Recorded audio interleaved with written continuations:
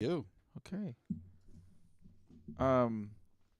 So outside of German hip hop, is there other foreign language music you can listen to that you don't necessarily need to know what the fuck they're saying? You just like the music. Sure. I mean, I can think of individual. Are we rolling? Yeah. You're supposed to tell me. You're supposed to do an intro. You're supposed to do all kinds of stuff. I don't want to do that. I want to just Sloppy as fuck. Is there other stuff? welcome to episode 82 of Degenerates Clubhouse. Okay, that's great. Good job. Wonderful intro. Yeah, man. Like, so as like a full genre, I can't think of anything I've listened to. But like, there's plenty of Spanish language songs. There's a couple, a few French songs I've listened to. Spanish, like my Spanish, like Mexican Spanish. Like, do you listen to like mariachi and that no, kind of? I'm not mariachi. It's more like pop songs that have just sort of like crossed over. Oh, okay.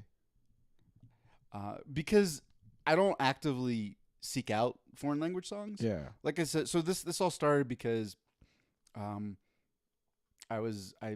Pandora was playing. I was listening to a song, and I'm like, Mondo, it's German hip hop, and then we started talking about it, and it's just there's a Pandora station I have on my phone, and it's set off of like a pretty obscure British hip hop group, and Pandora's like, oh, we're just gonna send you all the weirdest shit.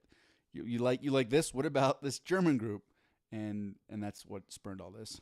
I think the only German music I've ever, I wouldn't say was into. Well, yeah, kind of, sort of, was Rammstein. Rammstein. Du hast mich. That's about the only. I I wish I would knew more of it. I was listening to a podcast, and one of the hostesses was expressing her like appreciation for Portuguese music, like Brazilian music, and it was like some of it was hip hop, and some of it was just like more like ballads type of stuff, like softer. I listened to Avril Lavigne. That's foreign, right? But the Portuguese stuff sounded pretty good. I have actually. You've probably heard of, or maybe have you heard of Manu Chao? No. Oh, he's probably like the most mainstream to the United States as far as like Portuguese. I don't know. It's kind of like alternative. It's different, but it's listenable. It was okay. But yeah, she was playing some shit that I was like, I can dig this music. I don't know what the fuck they're saying, but yeah, if the melody and the arrangement is kind of upbeat and I don't need to know the lyrics. But for me though, it is a little bit fun in German because I'm like, oh, there's like one word that I sort of recognized, awesome, and then there are words that sound very similar, and then sometimes they'll make references. Mondo got excited because who did they reference? I don't remember. It was like Brad Pitt, or it was like some actor. Yeah, I think it was Brad Pitt. I was like, did they say Brad Pitt? I'm like, yeah.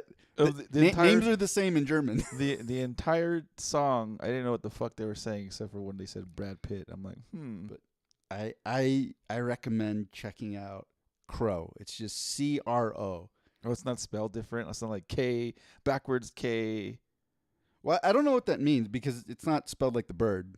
There's a W in the bird. It's just CRO. Well, in German, is it spelled without the W? I don't know what it means. But that's the one question though. When you heard it, you're like, I don't think this is hip hop, and I'm not curious. Like, what do you constitute as hip hop? I think maybe because I think like our hip hop. I think United States hip hop is generally more street, more urban, more sometimes heavier, darker.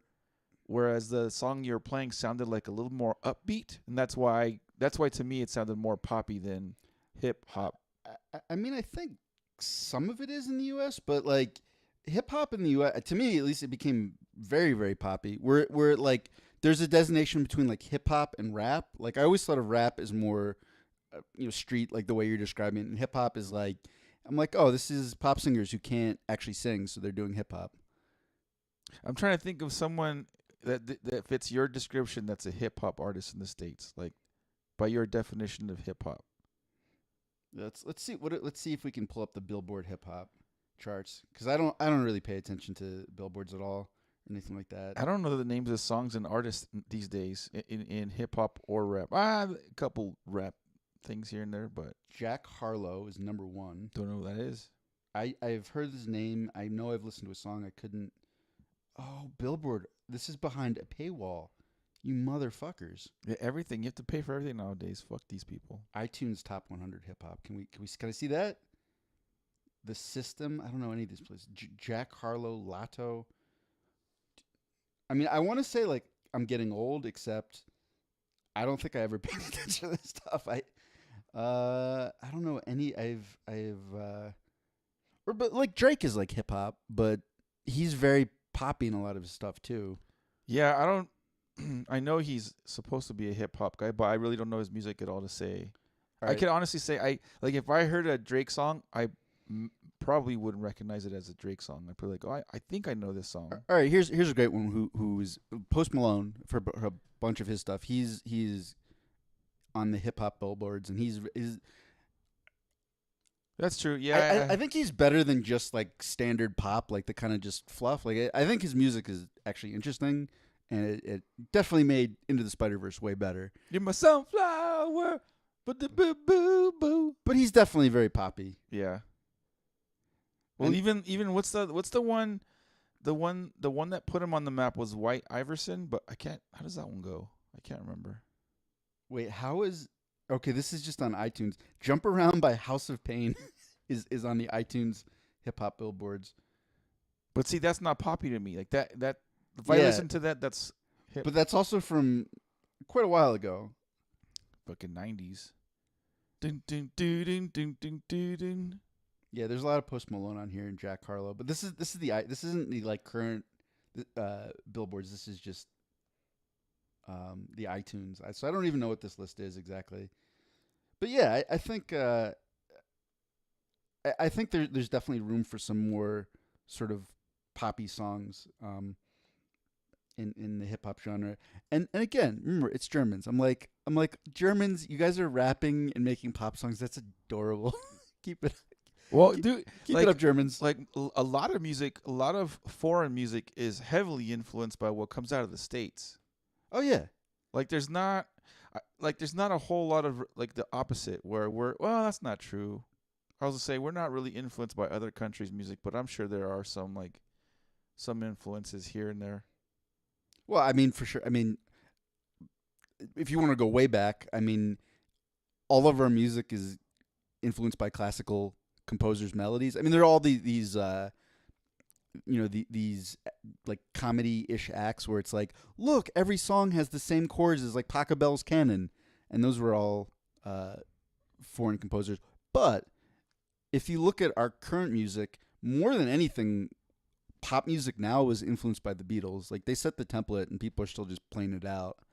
And they were British, Mondo. That was foreign. They were British. They were British. That's your your British accent? I think when I was like probably 8 to 12, I think my accents were probably better. Now that I'm older, my accents suck. My accents, my impersonations. I think it's because I've gotten older and drier, and my sense of humor's different than when it was when I was a kid. My accents were always bad, and I've kept that standard steady. Yes, sir. I actually no. I used to be able to do one of like the really posh British accents well. That was my only one I could do well, and I don't think I can anymore. Just to close this and move on, I will play 10 seconds of Crow's song "Trom," which I Spell the name of the song. Traum. Like trauma, but with no A at the end. Yeah, exactly. And it's funny. I had to look it up because I don't know what that word means. It means dream. I had no idea, but I do listen. I listen. This song comes up on Pandora like when I'm trying to trail run and stuff, and I always am like, oh yeah, let's go, Crow. Wait, so here we go.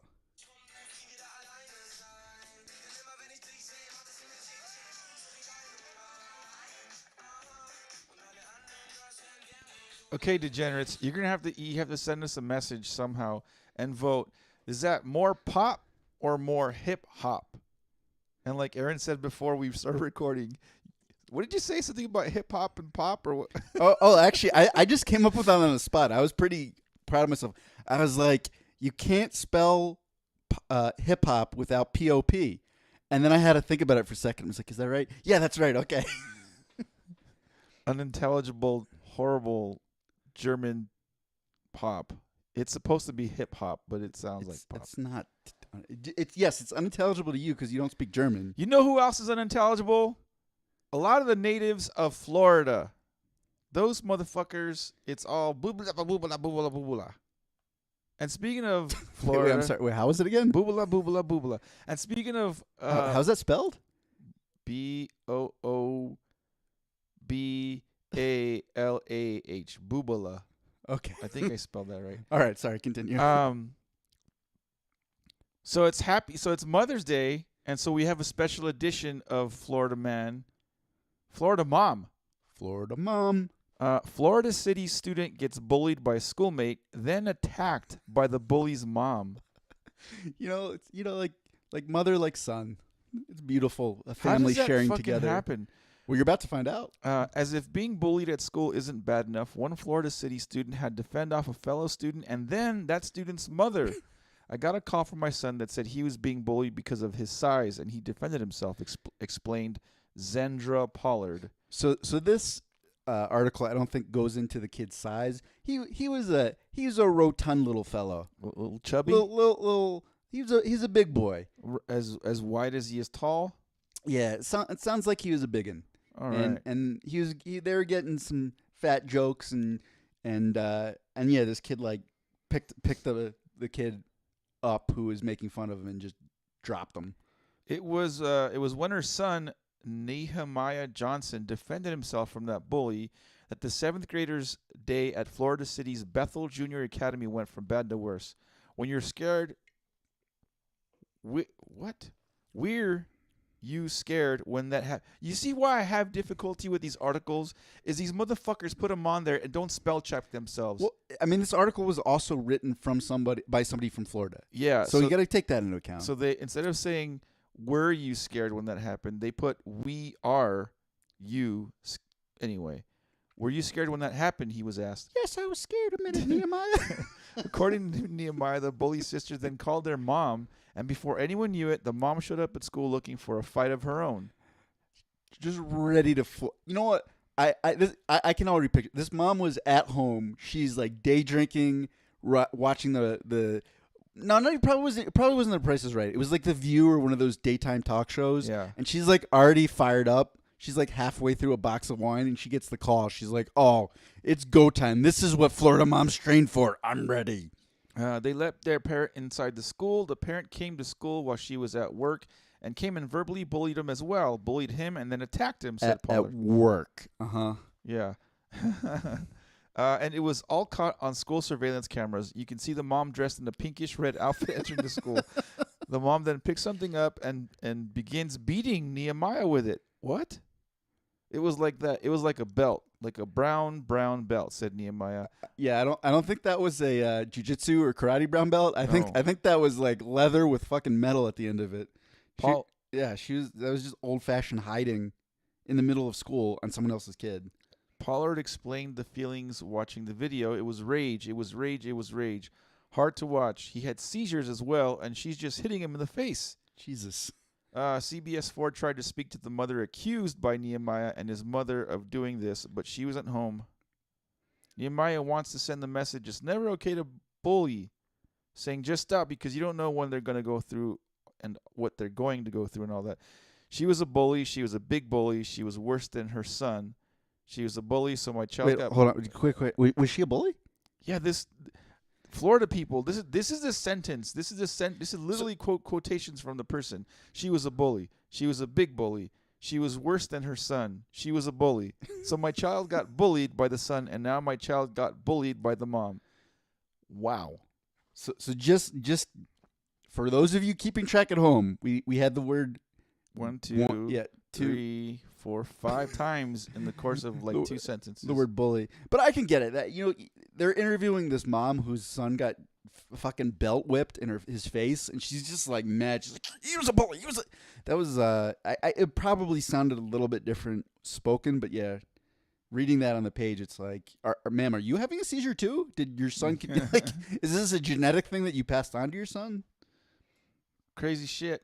Dude, what would you do if It's a little bit different when it's moms, but like say it was a dad, right? Like some dad like goes in to the school and beats your kid in the face. What would you do? You'd have to go fuck him up. You have to scrap the guy. You have to fucking kick him in the dick and beat him to you can't let him get away with it. And what sucks here, okay, going back to the whole Cain Velasquez things like that where you want, like, you're trying to defend your kid, you end up going into jail for it. Like, you end up being the one in trouble. Like, but if someone's fucking with hell, if someone messed with my niece or my nephew, I'd have problems. You know what I mean? Like, I would have problems. I would have to go to jail. Well, yeah, I think it's one if you like call him out, and then it's a little bit different than just sort of shooting errant bullets at him on a highway, right? Like that's one where I think the police might be like, okay, we're gonna slap on the wrist, don't do that again. If you just like call the guy out and it's an actual like fist fight as opposed to hitting in the back of the head with a crowbar, shooting at him on the highway. But that is, oh my God. Tom Segura has a funny joke about that. What the fuck were the school officials doing during this whole thing? They just, we can't do anything to the child. We can't do anything to the kid because then we're going to get sued by that kid. We can't, because if they get involved, then the bully's parents will fucking sue. Everyone's sue happy. Well, the other part, I think if I'm correct, I know this was a private school, and I believe this was a Christian private school. Oh shit! It's just like they're going. She's just going Old Testament.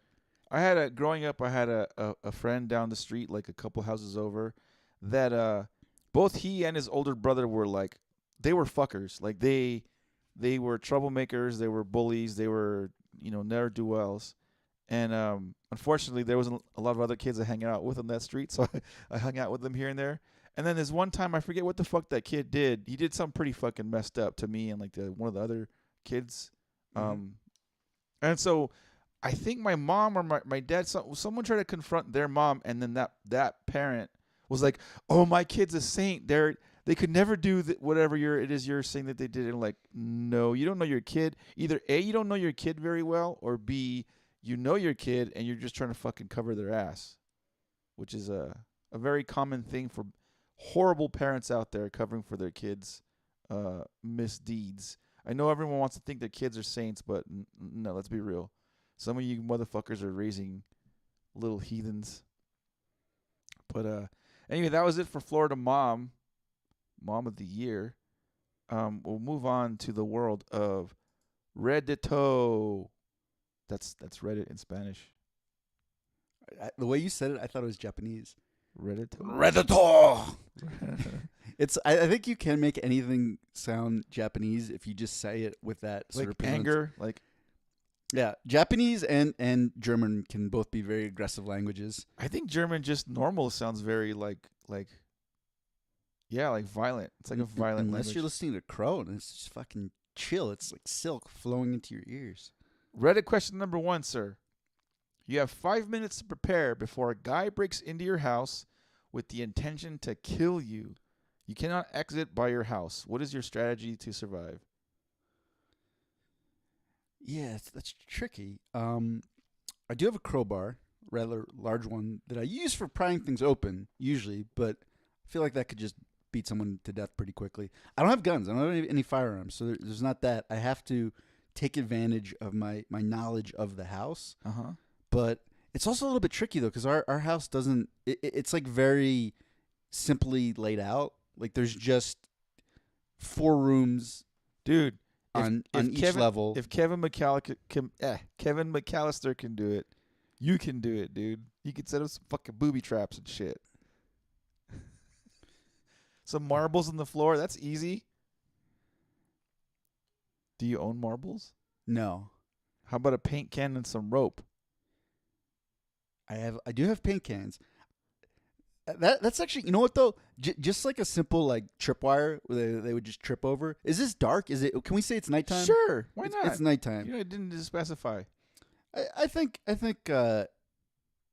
don't have any like real elaborate ones. I was trying to think about that, and I think you just go with some simple tripwires.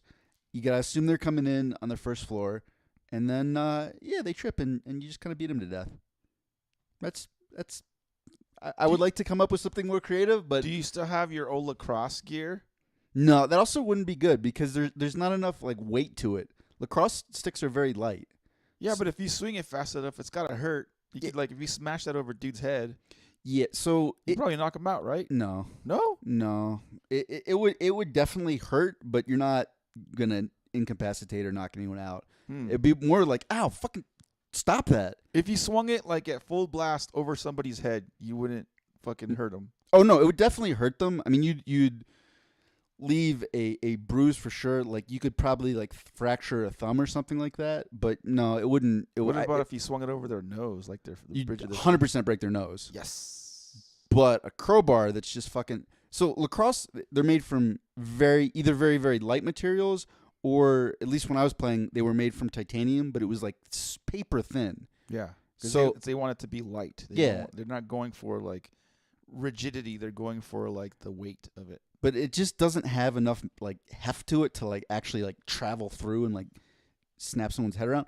A crowbar, where that fucking thing is solid steel and it weighs as Do you much have as a crowbar? that's what I'm saying. I have several crowbars. I've got Shit. the smaller crowbar for smaller prying things. I got the big boy crowbar if I'm just trying to like usually I was using that just to like pop up floorboards and stuff like that if I was taking up a floor. But yeah, that thing probably weighs as much as like, I don't know, 7 or 8 lacrosse sticks. Ooh. But it's much smaller and more compact. And yeah, you could just put a giant hole in someone's skull with that if you swung hard enough. Sweet. So basically, I think I would just murder them with floor removing equipment. All the stuff you're using on your little side hustle, like all your tools. Oh, you know what? I don't have. That's perfect. I just I Home Alone style it, but it's just all with my like various tools. Nail guns. I do have a nail gun, There you go. except it has to it has to be plugged into a air compressor, so that wouldn't be the most mobile. But what I do have, I don't have marbles, but they're these little floor spacers that you would put on if you're doing tiling, Uh-huh. and you could definitely slip on those.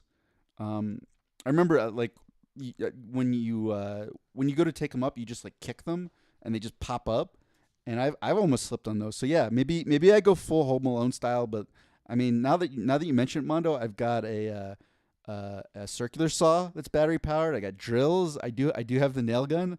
Dude, we just gotta find a big sheet of paper and some crayons, and we could draw a map. We can do a whole Home Alone invasion. Yeah. of your house. So I just basically become the Home Depot version of Jigsaw from the Saw movies, where I just have like torture scenarios set up, shit. and it's like, yeah, that's somehow I've become a serial killer in this scenario. But you know what? At least I didn't die in my house. I have a gun, so if someone tried to break into my shit, I would just shoot them. Problem solved. I also keep.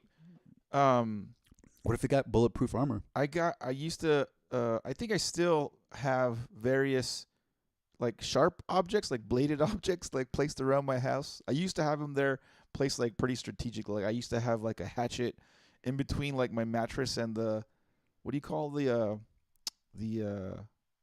frame, the thing underneath it. Box spring? The box spring. There you go. I used to keep a little hatchet underneath in between the two of those.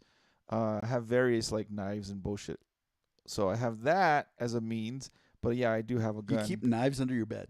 Not anymore. I used to. I used to have knives. Like I said, I used to have knives like strategically placed, like where I knew like if something happened, I can like reach for it and get it.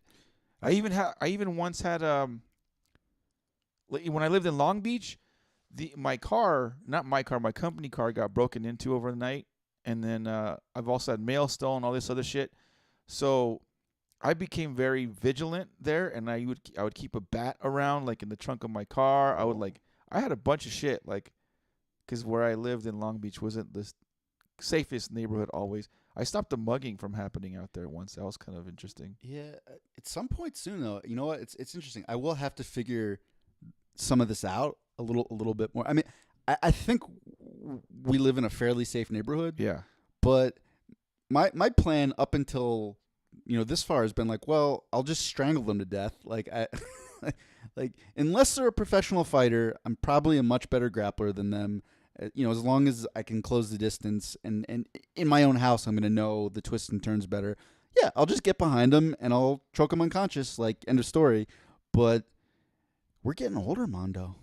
Yeah. Soon we'll be old and decrepit, and I don't know if that will be an option for me. That's why I have a gun, dude.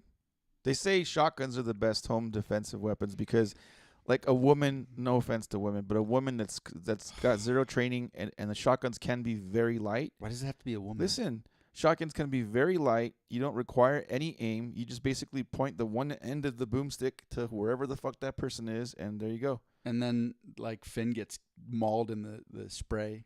My dog. Have you ever heard that Bill Burr bit? No. I may be forgetting the caliber, but he was saying that, like, the best home defense gun is, I think he was saying a 44, like a very small, like, little pistol.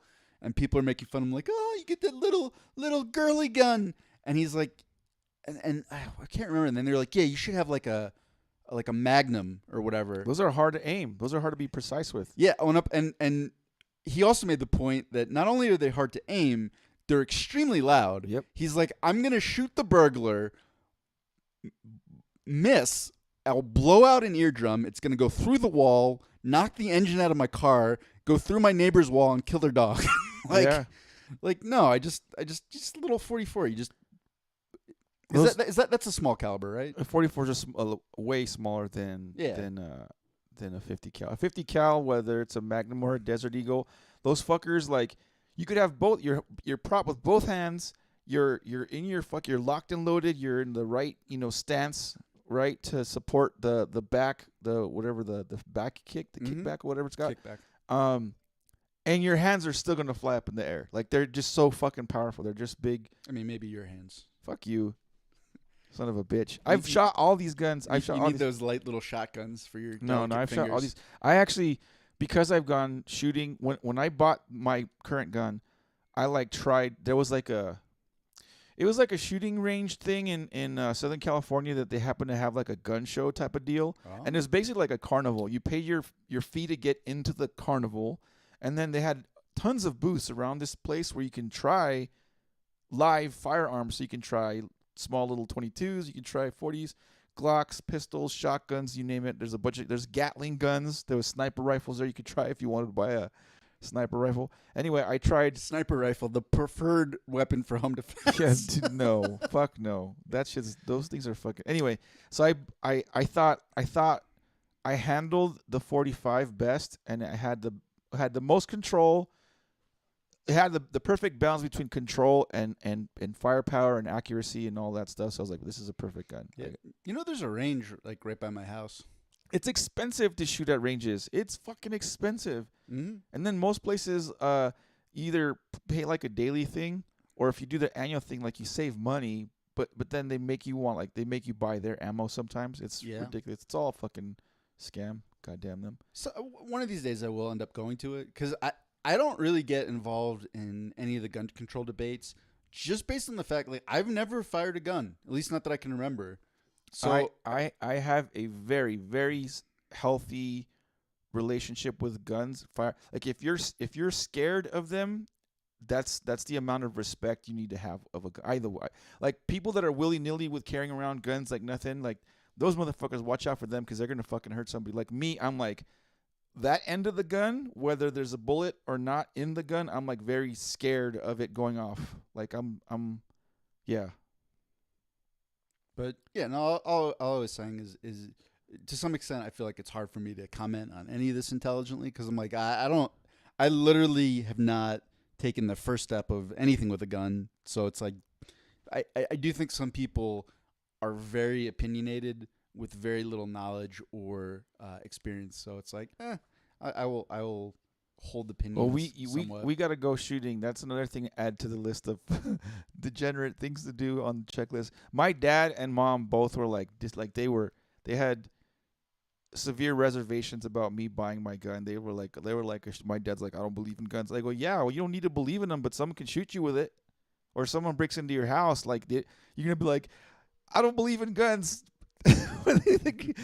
Your belief has no bearing on whether or not someone's gonna break into your house and fuck with you. Like, there was there was an incident in my parents' house once where like there was like two dudes walking around the neighborhood like knocking on people's doors and like there was some kind of shady scam. They were trying to get information from the residents. It's like, who the fuck are you? Like, why are you asking me about these things? Like, what do you do? Who do you work for? Anyway, it turns out that those dudes ended up like robbing a liquor store down the street, not too far from our house. And like that same night, I remember specifically like walking my mom, like like loading my gun up and walking my mom to her car, and her car's like only like 10 feet from the door. Like I just was like, I don't, and it was dark out. I was like, yeah, these fuckers can be just jumping out of a bush. You know what I mean? Like it's as that was the type of neighborhood Woodard become by the time I left it. But anyway, that was it for Reddit question number 1. Let's see what some of the Redditors have to say about that answer. User my ass on Reddit. I was trying to read what the fuck it said. Writes, unleash the hounds. Yeah, if you have some dogs that are like semi-trained or even trained, you know who Jalen Turner is, the UFC fighter? Name's familiar. He's the tarantula, tall black kid. He's a lightweight. He's like 6'3", 6'2". Like he's a tall. Okay. Anyway, Jalen Turner and Tatiana Suarez's I think fiance, boyfriend, husband, one of those, Chris Sykes. They both those two dudes like have like where they train dogs or whatever, like to like attack dog type of training shit. And they do this in Southern California. They're always posting videos in their stuff, and I'm like, yeah, if you had dogs that were trained by professionals like that, you let your dogs go and fuck up the whoever's breaking in, entering your place. What do you think what Finn would do? Like he would bark a lot, and then if they did anything, he would get really scared and try to run away. So there you go. That Aaron's house is a mark for you burglars out there. But that might be all I need, because until I'm old and decrepit, I just need a little distraction. Where you get behind them and choke them out. We're not even behind, just close enough. I mean, I right now, if there was a home invasion, I'd be much more scared if they had a knife than they had a gun. Knives are fucking scary. Yeah, like, they are. And if you're close to someone, it is much harder for them to aim a gun at you as opposed to a knife where you just get sliced and all of a sudden like tendons. Knives freak me out too. User John Sterling Sanchez writes, there was an episode of Burn Notice where Michael puts aerosol cans in the microwave with kitchen utensils and hits popcorn. I really want to know if this works out or not. So you just make a bomb out of your microwave? Perfect. Aerosol cans, anything with gas or even metal. Like what would happen? I've never conducted this experiment, but what would happen if you put a bunch of metal in the microwave and pressed go? Not good things. Blow up, huh? Last one I'll read. User Dub the Bustacles. Anyway, they write, duct taped a bunch of knives to the end of one of those tail lamps to make a spear of blinding, and then proceed to go sicko mode. What the fuck? This person wants to make like medieval weapons and shit using household items. That was it for Reddit question number 1. Reddit question number dos o. What's the weirdest sexual experience you've ever had? Yeah, you go first on that one. Me? Huh. I've had a few, nothing too extreme, but I already told the whole thing about the throne thing, right? I believe so. Yeah, that was the whole throne thing, boning in the throne, and then having to do it again a second time because they thought the first one wasn't legit. I'm gonna reuse a story that I told before. So yeah, back in the old college days, we used to have a chair, a throne that was basically like the president's seating place, right? When we had meetings and what have you, and we had this running like stupid little running tradition where if you boned a chick on the throne, you can put a notch on the side of the throne. You could carve a little line and be like, yeah, that was me. I boned a chick. So it's just a story to tell. It's just some dumb bragging rights thing. And the challenge I had was I was trying to break the throne in, but the throne was like in like on the third floor of an administrative building. It wasn't like in somebody's apartment or somebody's house or some meeting room. No, it was on campus in like a meeting room or where they held classes or something. And so yeah, I took a girl up there, and like late one evening, and had sexual intercourse with her on the throne. And then the next day or a couple of days later, we had our Lancer meeting, and I told everybody, "Hey, guess what? I get a notch in the throne. This is what happened." Blah blah blah blah. I was like excited, and I described how insertion was completed while on the throne. And the guys that were in the meeting were like, "No, you didn't do it right. You got to do it this way. What you did didn't count." So I basically had to break it in all over again with the same girl, like a couple of days later, which I did. So I basically had to do it twice for it to count once. These fuckers. Yeah, that was one of many of the weirder sexual experiences I've had. Aaron? Sure. I wonder if my mom's listening. Happy Mother's Day. He finds out like about my weird sexual shit. Go ahead, sorry. That wasn't that weird though. Yeah, it wasn't that weird. I mean, but that was just a Tuesday by Florida man standards. Yeah, sure. And I will definitely say my weirdest sexual experience should have been when I lived in Germany. Should have been. I mean, Scheiser porn or Scheiser. Yeah, Germans are notorious. They get up to some It's actually kind of funny. We were talking about that. It's like there's like Germans way weirder stuff than we do, and then Japanese are like next level. Yeah, because it seems like cultures that are very like organized and straightforward get super freaky.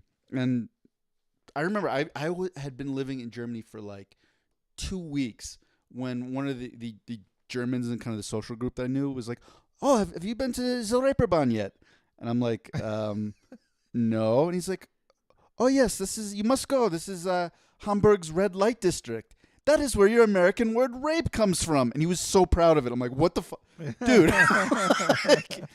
You want me to go where the term rape was originated? Yeah, excellent. Thank you. He was so happy too. He's like, you know, like he was giving me like a tour. He's like, this is the bell tower where such and such happened. You know, this is where rape comes from. I was like, Jesus Christ, dude.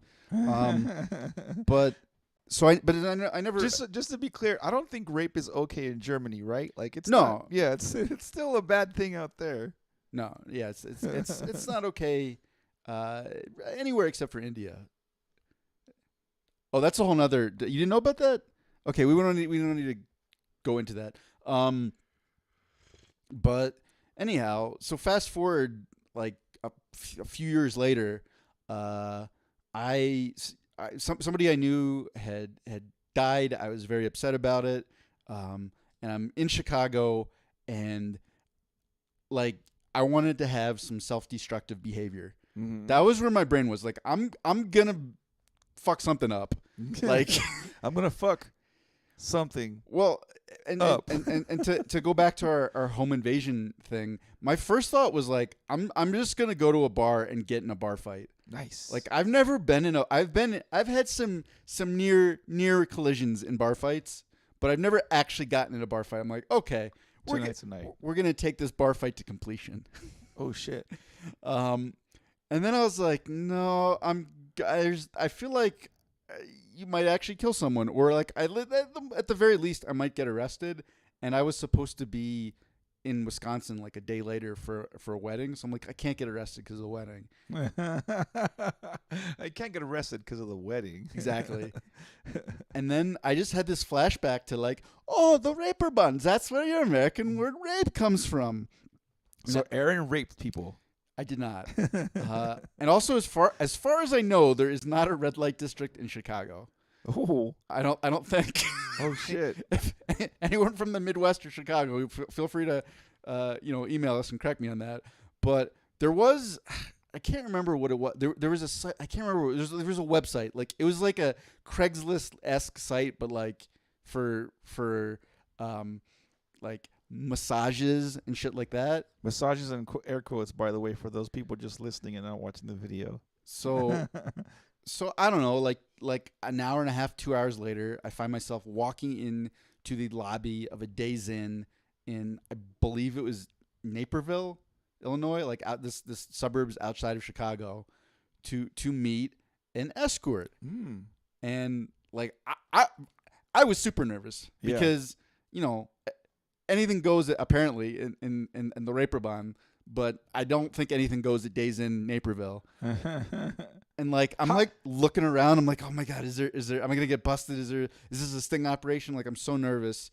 And I have a question for you. yeah, go ahead. How did you find said call girl? Like, was there like No, I just told you, like there's a website. so there was a website you went to, like It was like Craigslist, but for like How did you like- know about this website? Google. I literally probably wrote like I don't know, like sex escorts website search, something like that. It's good to know that you can just that Google does all the homework and thinking for you. Like when you want to get laid, just type in Google escorts near me, or dude, there should be a. Is there a Yelp? Is there a Yelp or like a Probably. like? I'm sure. I mean, there's websites for everything now. So anyhow, I get to the door. I knock. It wasn't a stinger operation. The FBI didn't come and take me away. Fortunately, and like I get in there and like I'm like I'm there. There's like the escort and if I recall, it was a pay by the hour, and so but I'm not really sure what to do. I don't know how you facilitate this. And like we're sitting in the bed, so that's where I'm like, okay, I think this qualifies as like a sexual thing. And I just kind of start asking her questions because at that point I was still a college coach, and I'm like I don't know how you transition from just like hello, like how's your did you have a rough shift? I don't so I'm just asking her questions about herself. And so now she's like telling me about like her childhood, and she came from like an abusive family in Georgia, and like her and her little sister like fled the house and for some reason made their way to Chicago.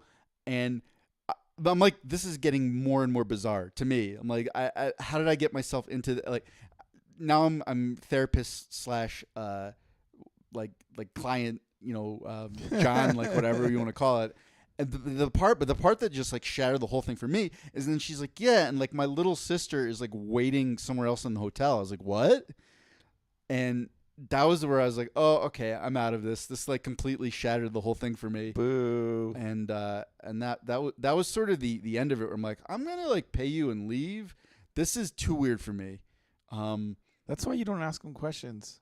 Not that I would know. I never attempted. So we have established that I was not the most clear-headed or logical at any stage of this story. yeah. I was like, my whole thinking was like, oh, I'm doing the responsible thing by instead of trying to get in a bar fight, I'm hiring an escort. This is perfect. Like, good. I'm being a responsible citizen. Like that was literally the thought process that happened. So yeah, I don't think rational thinking was involved in any stage of this little excursion. I think this is where you and I probably are on the same kind of side of the fence of this. Maybe like we have a group of friends that like replace your story and replace yourself with one of our friends, and their reaction to like finding out that the little sister was in another room or all this stuff, their reaction would be like, so what? 5 fingers deep in your pussy, like the, you know what I mean? Yeah. I think you and I don't like strip clubs. I just don't like paying to. So how one of my coworkers put it best: you're paying someone to give you blue balls. Like, yay! But we have some friends that are like in their mind they're hopeful they get a fucking HJ or something out of it, and they'll pay hundreds of dollars for that, and it's just not. I don't know. That's just not. I couldn't do that. It's amazing. It's. I'm impressed at the fact that you got to that point even. Like, you know what I mean? Where you were like, you Googled a chick and called her to your room or your hotel room or whatever. Like that's already like, Wow, Aaron was really he almost I was on a mission to do something self-destructive. yeah. And I didn't quite make it through. But yeah, I really was like, I'm going to go to a bar fight or a bar and just like beat the shit out of someone. Yeah. Which I wonder how in that alternate timeline how that ended up. Like if I actually did it or I just got to a bar and tried to pick a fight and then felt bad about it. I don't know. Some of the other Redditors answers to that question. User ATOT806 writes, I was in my first year of university. I hooked up with another first-year student. She started giving me a hand job, but she said that my shaft was dry and was uncomfortable using her spit as lube, so I suggested she use her hand lotion that she had with her. It was getting good. Then she confessed that she had never given a blowjob before and wanted to do it with me. Sweet. Without hesitation, she went down on me without wiping the lotion off my dick. Not long after, she was feeling nauseated from tasting the lotion. Just as she was about to head to her bathroom, she hurled all over my naked lap. That's funny. User different parsley 206 or 205 writes, had a guy inside me start doing push-ups. All right. Okay. It's gotta be missionary position, I assume. Although it could be done anyway. All right. Let me read a couple more, one or two more of these little. They're all long. Anyway, user Pimp Fried Rice, love your name, writes, a few years back, Tinder hookup, totally seemingly normal tech dude. He asks if I like it rough. I say yes, because who doesn't? He proceeds to eat me out while growling like a wolf and scratching at my vagina. It was weird. Nothing about it was satisfying. Wow. I'm still laughing. It's like there's definitely a joke in there somewhere where it's like you like it rough. Last one I'll read. User random name and number writes, a random hookup right between foreplay and go time. She pulled a huge wad of gum out her mouth and stuck it on the back of my shoulder. Quotations for after. All right. Sure. I like that someone else replied to that. Wow, Violet Beauregard all grown up. Get it? Violet from the Charlie in the Chocolate Factory, or Willy Wonka in the whatever factory. And that was it for Reddit question number 2. We're gonna wrap up this episode with some talk about Aaron's health updates. Aaron, what's going on with your body? Wow, could you have said that any weirder? It's like, well, there's a little bit of sweat on my left ball. It's warm in this apartment. My butthole itches. and I gotta piss from this yerba mate. Next question. No, I mean, it's funny because we were talking about this a little bit last night. We were watching the fights, and I'm like, man, I'd say like most of our communication at this point, like weekly, is just during the podcast. Uh-huh. And I feel like having these structured segments probably makes for a more listenable podcast. But I'm like, sometimes I'm just like talking about stuff, and I was trying to frame my like trying to figure out how to frame my medical stuff in a way where it would still be at least a little bit interesting. And here's the crux of the problem. It's not so much that they can't figure out exactly like what's wrong. It's not that they can't find something wrong. It's that there's too many things that are wrong that they're not sure what is the main culprit or the relation of all the different things that are wrong. Does that make sense? Yeah. Because I do. There was one doctor, and this is fun. This is after I've seen dozens and dozens of doctors. He asked me, he's like, "So have you ever fallen on your head?" And I was like, "What do you mean? You mean like when this happened?" And he's like, "No, just ever." And I started laughing. And I think he kind of looked at me like, "Oh yeah, this dude's had some head trauma. I can I can tell." And it's I started laughing though because like I was just one of those kids, you know, and I And when you're little, like your joints are kind of made out of that Stretch Armstrong material, and you just think you're invincible. And I put that to the test, and I told him about the first time I could remember falling on my head. It was when I was 8, and we'd found an old like used mattress, and I think our first thought should have been like, where did this mattress come from? Like, why is there a stain that looks like Elvis on it? Like, it was pretty gross, but we're like, ooh, a new toy. And we pulled it over to like our back, I think it was my backyard, where there was a swing set. And then I remember going up on the swing set and jumping from the top, like from a full standing position on the swing set onto the mattress. Because at that time, a lot of my understanding of physics was from Looney Tunes cartoons. Mm-hmm. And I was like, you're going to bounce off of it. Yeah. No, it's like, yeah, you land on the ground, sudden death. You land on a mattress, you're invincible. Yeah, it's like a trampoline, right? Because the cartoons say it is. Yeah, pretty much. And that's actually kind of how it was working at first. Like, at first we had it directly under the swing set, and I jumped off and kind of struck the landing and then went bouncing off and was like, and rolled on the grass. I'm like, that was fun. And then we were progressively pulling it farther and farther and farther away. And like in my memory, the swing set was like approximately like the height of the Great Wall of China, probably a little bit lower. And at a certain point, whatever it was, 8 feet away, 10 feet away from the swing set, I jumped and like I just couldn't make it, and I was over rotating. So instead of having my feet under me, my head just starts pitching forward more and more. And then, I just land on my head. Ooh. And there was like that moment of shock. And I remember, I guess was traumatic enough where I remember this really clearly, where I was like, oh my God, I'm dead. Like, I just died. And because there probably was like some nerve stuff where there's like that flash of, have you ever like hit a nerve really hard and there's that like electrical flash? Yeah. But like, like that was like through the whole body. And then I was like, wait, I'm not dead. I'm alive. And I started crying really loud. And because it hurt. And then my next thought was like, oh no, I'm going to be in trouble. My parents will be mad at me for jumping off this swing set and landing on my head. I will tell no one about this. And so the doctor's like, that's when you landed on your head? I'm like, no, that's just the first time I remember like falling on my head. There have been countless other times through sports and just being a dumb kid and everything like that. And he's like, oh, all right. So there's quite a bit of stuff going on, and done all the physical therapies and acupuncture and chiropractic and all that shit. And I'm kind of at the point where I'm like, I got to do something. Hold on. Mondo, can we try to fix the mic has been cutting in and out this whole episode. So like, I can't really hear myself. Could you try fixing it on that end? Okay.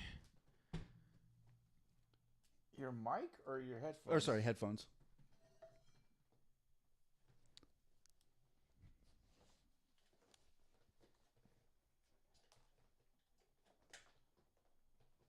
Any improvements? I can't. Hold on. I can't tell.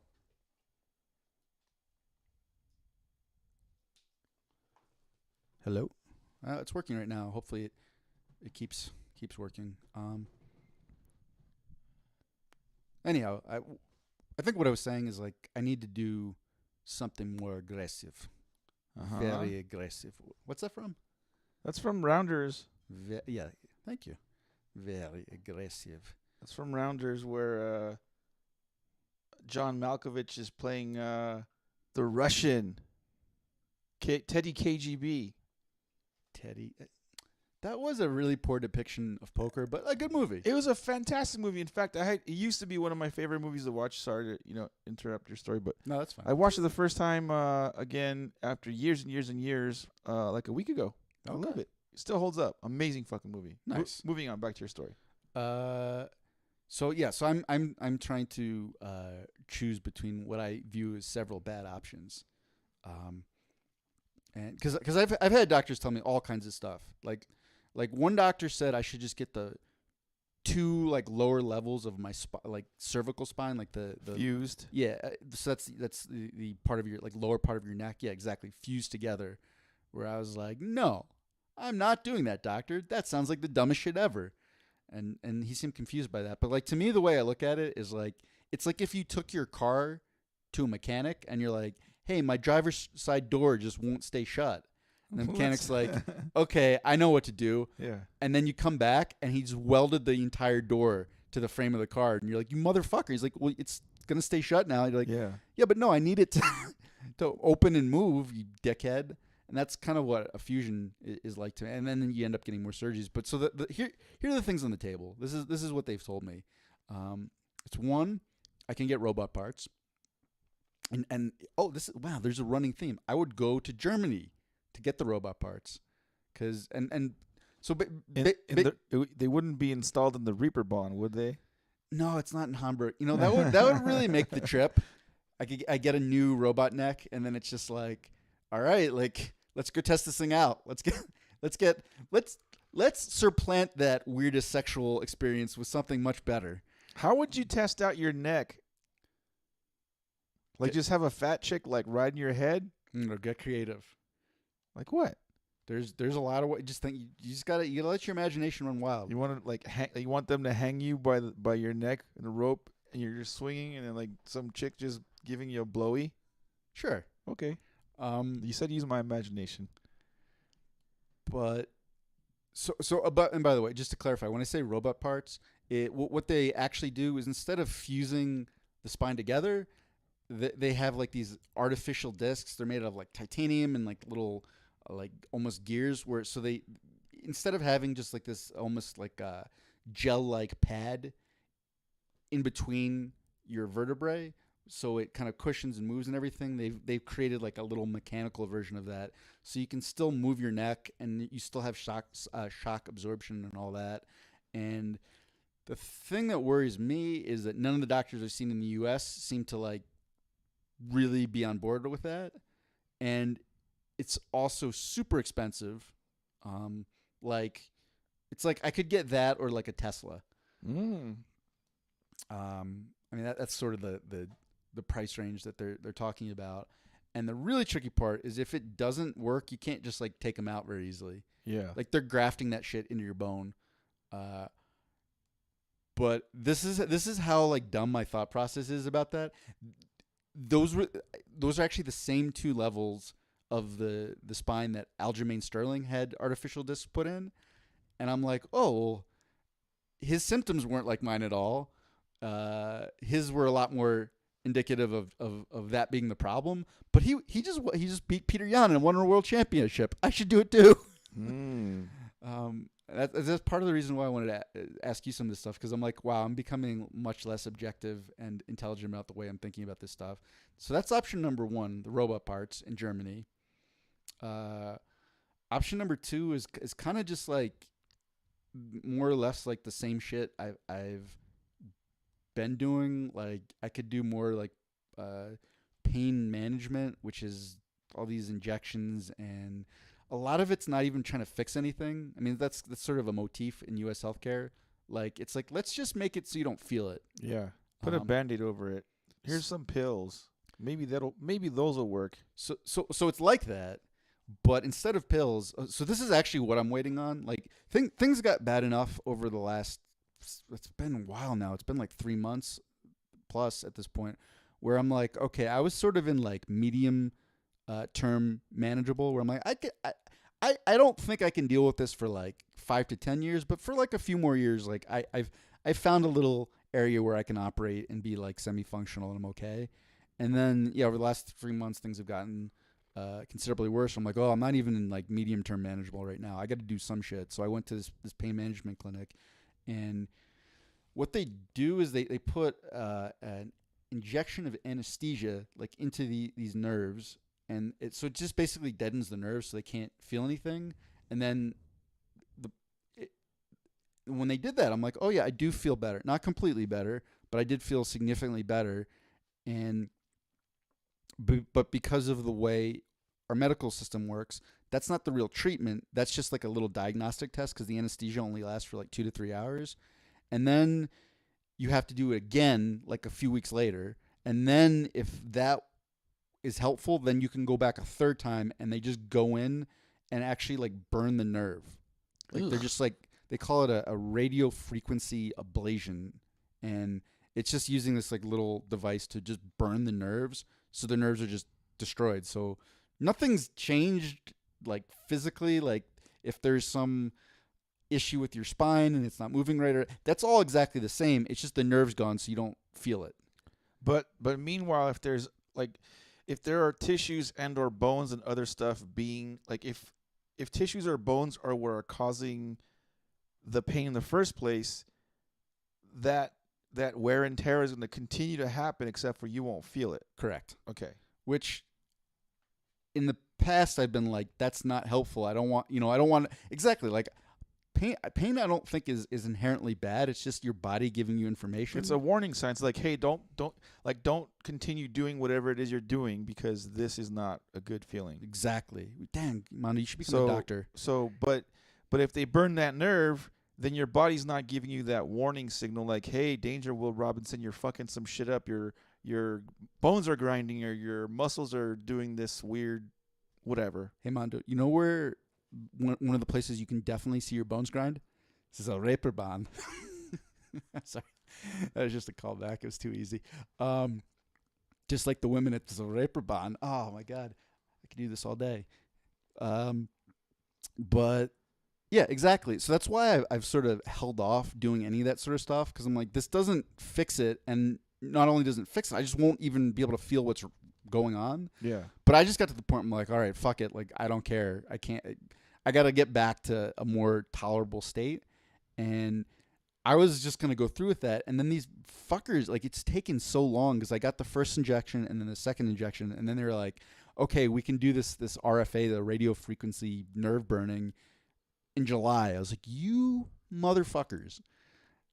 So this, yeah, I get really mad when I hear people talk about like, oh, socialist medicine, it'll take forever. I'm like, we got our own problems. So that's option number 2, which I feel like is a bad option, and I have to wait for it anyway. Or option number 3 is we can get weird with regenerative medicine. I was gonna say, it's funny you bring it up. I was gonna say, are you going to a fucking Reiki practitioner or some fucking hoodoo person like doing some shit with crystals on your fucking body, see if that fixes shit? No, I've never had Reiki. Of all the Reiki's one where like I can't. But you know what? I will throw this out there. I found because I've gone to all the different. I've gone to acupuncture, chiropractic care. I've done some really weird chiropractic care. There was one chiropractor I went to in Texas. Was it in Reeperbahn, Texas? Yeah. No, I don't think too many German parts of Texas. The German district of Dallas. Yeah. And this dude, he did the adjustments by putting a balloon up through the nasal cavities, and then while the balloon was up there, like quickly inflating it. And it's like you feel like your whole face, like you see chiropractors do those cracks. Didn't Cody Garbrandt? Yeah, I was say, wasn't there like some UFC fuckers that tried that shit? Correct. That's where I heard about it. And I was like, and Cody sold you on it, huh? Cody's like the intelligent, the fucking high IQ Cody Garbrandt convinced you that this shit's gonna work. Cody's like, this is a medical miracle based on my extensive experience and being the dumbest person in the UFC. And I was like, that sounds great, Cody Garbrandt. I will try that. It was gnarly. Like, you've seen chiropractors like crack people's necks. Yeah. It's like that, but it's like your whole face and skull. Yeah. And then there's like all this like scar tissue and blood coming out of my nostrils. And I was like, I immediately regret this decision. You didn't look at that like, holy crap, I had all that crap sitting on my face and body. Like, cool, I got rid of it. Like a flush. It didn't help. And I'm like, I was like bleeding. I was like had a nosebleed for like an hour and a half. I was like, I don't like this. I don't think I should have done this. So I meant in terms of weird with regenerative medicine. So there's this whole field of medicine that is becoming more popular. We're very behind in the United States compared to the rest of the world because when I say people, conservative Christian people mostly, were afraid that we were going to take fetuses and use them for science or something. I don't know. But where you're trying to get your body to heal itself. Mm-hmm. And so that's like prolotherapy, where you're taking like your blood and spinning it into like the concentrated plasma and sticking it back in. That's like stem cells. all that kind of stuff. What about when they? Oh, he's got such a smile. Go ahead. What about when they implant like somebody else's healthy shit in your stomach to like fix your? That is a real thing. I yeah. know it is. I thought about doing it too. I would do it if they can tell me 100% we're gonna fix all your digestive shit, your tummy stuff, by putting someone else's poop in your. I think sign me up. So Put poo in me. So just to be clear, this is what Mondo's talking about. Like this is how wild like this field of medicine gets. If say maybe you had like cancer or for whatever reason like the bacteria in your stomach and your gut gets depleted, maybe you have to take a really strong course of antibiotics. It can be really hard to regenerate that natural biome of bacteria. So people, they have created this procedure where it's basically a poo transplant, where they take the feces of someone with a healthier poo. biome, where they've got all the healthy bacteria, and they just stick it in you, and then it like repopulates the bacteria. Apparently, a lot more effectively than like probiotics and all that sort of stuff. That's not what I was thinking about doing. No, oh. I'm in the same boat as you. I'm like, oh, if this would fix all my digestive and tummy issues, I'd fucking do it in a heartbeat. I'd go harvest the poo if I had to. I don't think that's part of the. Oh no! You know where you could probably harvest that poo farm? The Reaper Bond. The Reaper Bond. But no, what I was. There's actually a small chance the regenerative process, maybe, I don't know how small, there's a chance the regenerative process I would do would actually fix some of my digestive issues. Because I didn't realize this. The digestive problems I've had actually started at the exact same time I had started having all my neck problems and headaches. Huh. And at the time, it was just like nasal congestion, so I didn't realize it was stomach problems. And I remember asking the doctor, I'm like, hey, this is weird. Like, this stuff started at the same time. Could there be any correlation? And the doctor's like, no, take pills. I was like, okay. Yeah, fucking dumb shit, doctors. By the way, just FYI, we're like at an hour 7, so. Okay, I will try to wrap it up. You know, just like you would at the Reaper Bond. Oh my God! It's the gift that keeps on giving.